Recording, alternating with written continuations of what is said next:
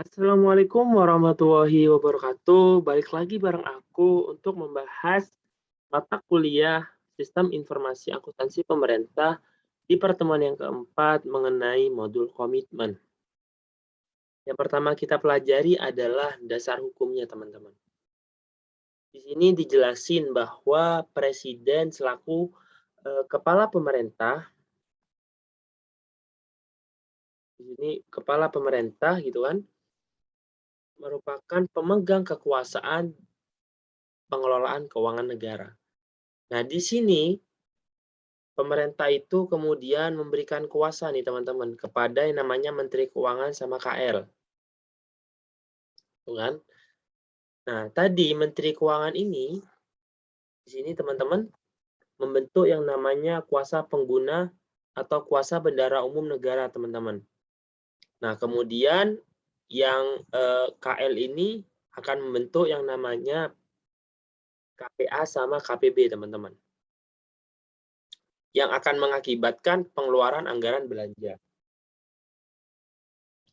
Kemudian tadi bahwa KPA tadi berwenang untuk melaksanakan yang namanya ikatan, teman-teman. Nah, namun dalam pelaksanaan ikatan tadi, KPA itu menetapkan yang namanya PPK sama PPSPM, teman-teman. Nah, di sini PPK di sini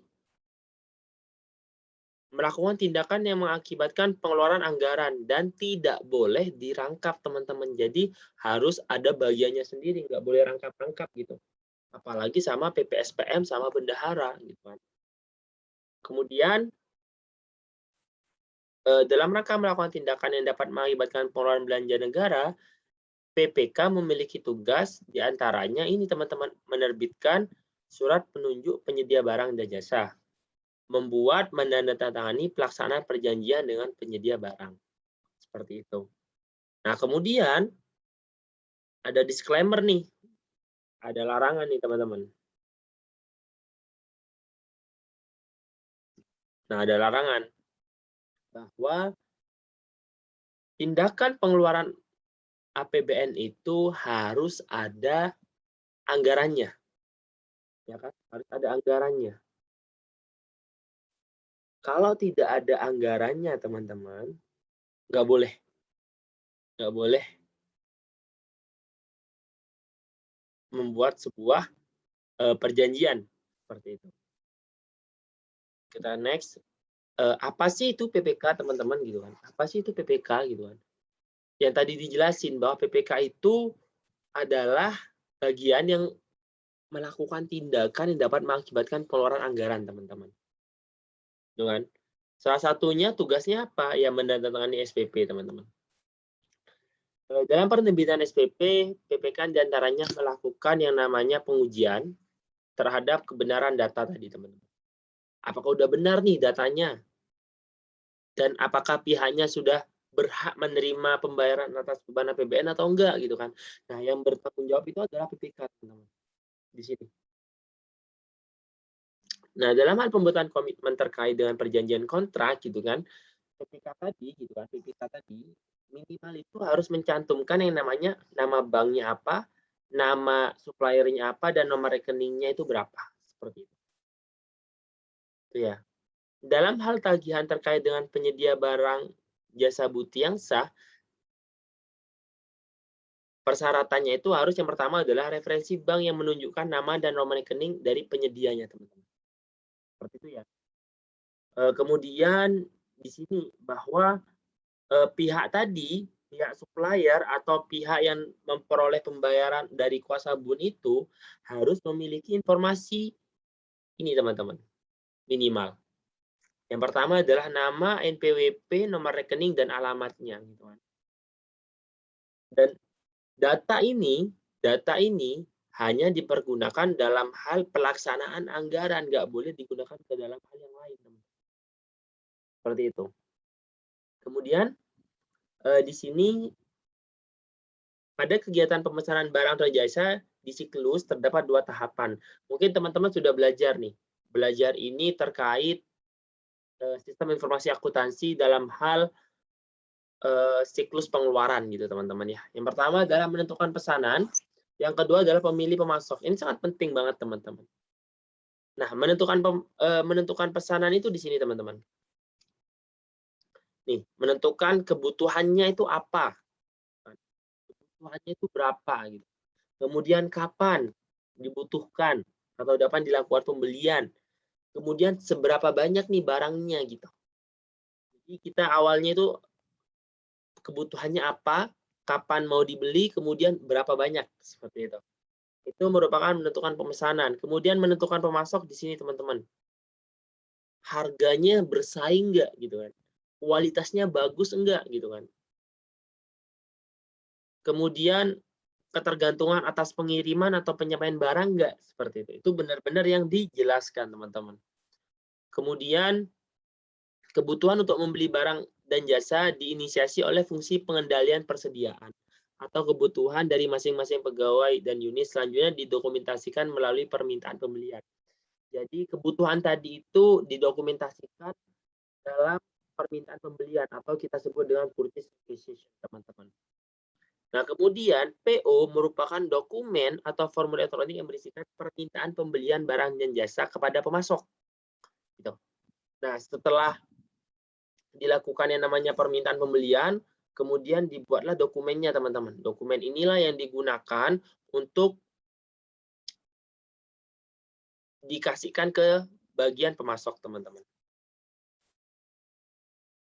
Ini merupakan beberapa ancaman gitu kan, beberapa ancaman barang pemesanan barang dan jasa seperti itu dan manajemen pemasok. Nah, nanti teman-teman bisa memahami sendiri, ini sangat mudah gitu kan.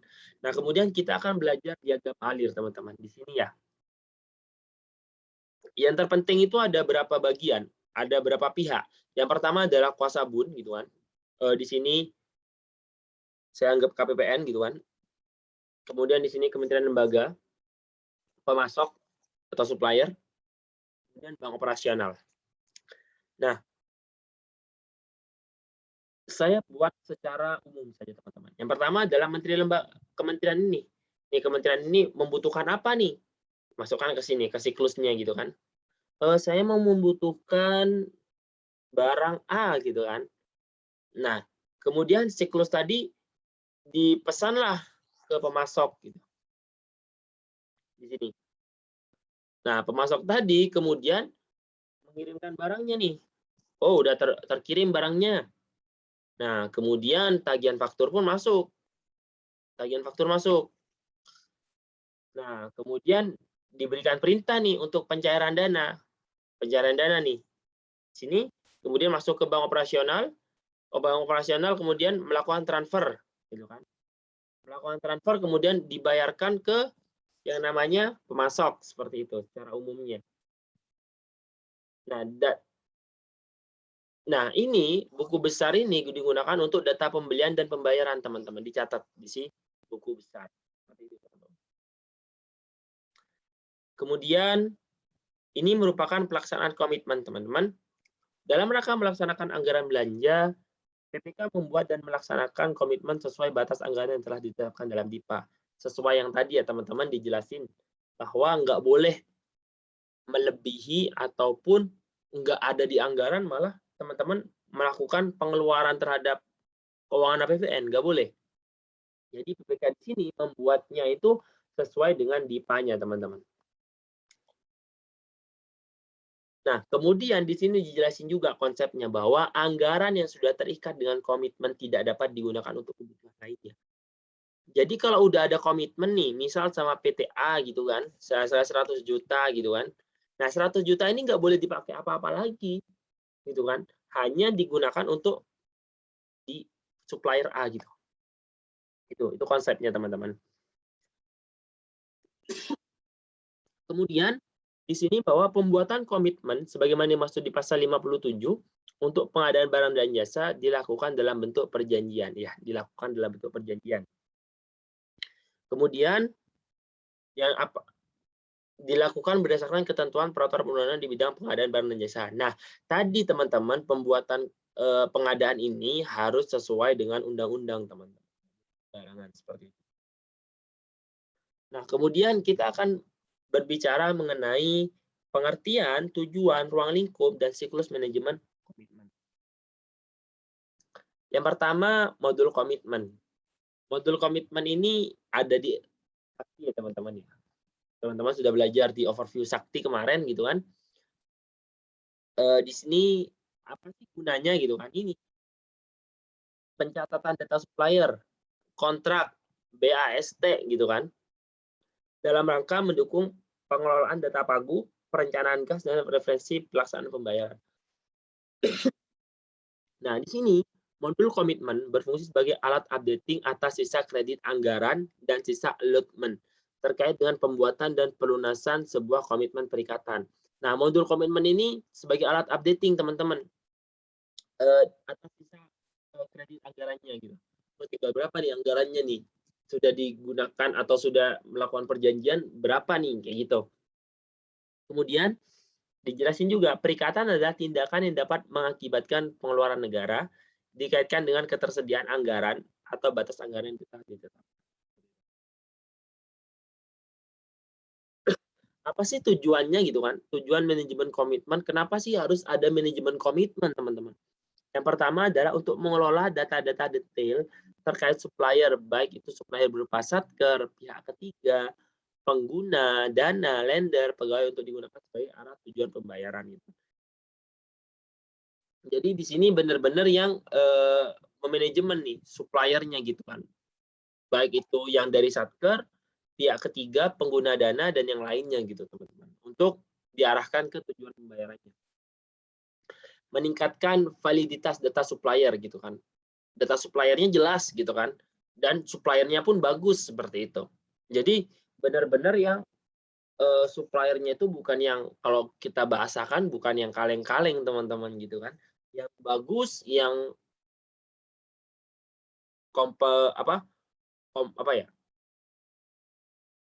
bersaing gitu kan. Jadi harus bagus. Makanya tujuan komitmen seperti itu. Kemudian melakukan aktivitas pencadangan atas bagian dari pagu untuk mendukung disiplin anggaran, ketaatan terhadap batas pengeluaran dan monitoring status pagu anggaran. Ya, jadi terkadang gitu kan, ketika kita melaksanakan komitmen gitu kan, kita belum bayar nih.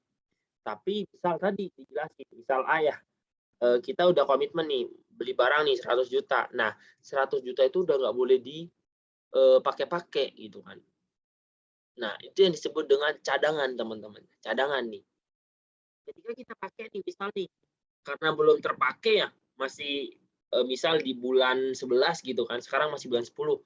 Di bulan 10 tuh iseng nih, mau beli anu deh, beli apa ya, beli barang deh, 5 juta gitu kan. Tinggal 95 juta. Nah, 95 juta. Nah, 5 jutanya itu mau diambil dari mana, teman-teman? Gitu kan. Makanya harus dicadangkan dulu, teman-teman. Nggak boleh dipakai ini, teman-teman. Kayak gitu ya. Kemudian mendukung terwujudnya perencanaan kas yang berorientasi ke depan. Berbeda dengan perencanaan kas berdasarkan data tren dari periode yang sebelumnya. Jadi benar-benar yang orientasinya ke depan gitu, perencanaan kas. Kemudian, nah ini, manajemen kontrak sebagai alat forward cash planning. Manajemen komitmen menghendaki adanya pengakuan dan pencatatan atas dibuatnya sebuah perikatan. Ya, diakui ya teman-teman, diakui dan dicatat gitu kan. Dalam rangka penerapan pendekatan penganggaran, komitmen diakui pada saat penandatanganan kontrak dan dicatat ke dalam sistem informasi perbendaharaan. Namun demikian, sifat pencatatannya bukanlah pencatatan akuntansi keuangan dalam bentuk kewajiban atau hutang. Ya, seperti itu. Pencatatan yang dilakukan lebih ditujukan untuk menginformasikan adanya reverse reserve of fund atau pencadangan gitu kan. Nah, maksudnya apa di sini teman-teman? Maksudnya adalah karena kita akan membayar, kita akan menjadikan dia utang ketika memang yang namanya barang itu sudah diterima. Kita baru bayar. Nah, di sini diakui untuk apa? Untuk ini reserve fund. Biar uangnya itu dicadangkan gitu teman-teman. Biar nggak dipakai gitu. Takutnya pada saat jatuh tempo kita nggak bisa bayar karena uangnya sudah dipakai seperti itu ya. Nah kemudian Konsisten dengan pendekatan penganggaran, maka pengakuan liability atas utang baru dilakukan setelah pemenuhan perikatan. Nah, nih. Setelah selesai gitu kan. Penerimaan barang atau penerimaan tagihan yang valid. Nah, ini teman-teman. Jadi baru kita ya akui sebagai liability setelah barang itu sudah keterima atau tagihan sudah valid, teman-teman. Tapi kalau sebelumnya kita hanya melakukan pencatatan saja, teman-teman, untuk menginformasikan adanya reserve fund, biar uangnya nggak dipakai seperti itu. Data hutang tersebut diharapkan dapat menjadi input bagi perikatan kebutuhan kas dalam rangka pelunasan tagihan. Nah, ini teman-teman. Ini adalah rumusnya, teman-teman ya. Rumusnya ada pagunya, batasnya gitu kan. Kemudian di sini ada cadangan. Cadangan di sini adalah yang tadi teman-teman dicadangkan uangnya biar pada saat jatuh tempo ada. Kemudian realisasinya, kemudian setelah dikurangi ini teman-teman, pagu dikurangi ini hasilnya sisa pagu gitu kan.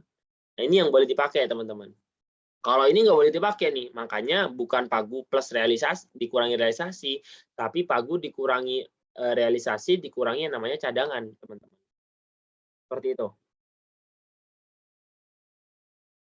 Nah, ini teman-teman, kita secara ini ya, secara bagan teman-teman kita lihat kontrol anggaran gitu kan. Ada budget, ada encumbrance, ada aktual, di sini anggaran teman-teman gitu kan. Dianggarkan, kemudian ada perikatan gitu kan, kemudian pembayaran teman-teman. Ya kan? Di sini adalah committed balance, kemudian data komitmen, kemudian ada forecast jumlah waktunya teman-teman. Nah, di sini dijelasin berapa sih total angsurannya, kemudian fungsi terkait manajemen kas gitu kan. Biar apa? Biar uang tadi itu benar-benar yang tersedia, teman-teman. Nggak boleh lebih, teman-teman ya. Karena ketika lebih itu siapa yang membayar seperti itu. Karena uangnya sudah dialokasikan ke masing-masing sesuai dengan DIPA yang sudah diterbitkan di awal seperti itu, teman-teman. Oke, kita akan lanjut lagi di part yang kedua.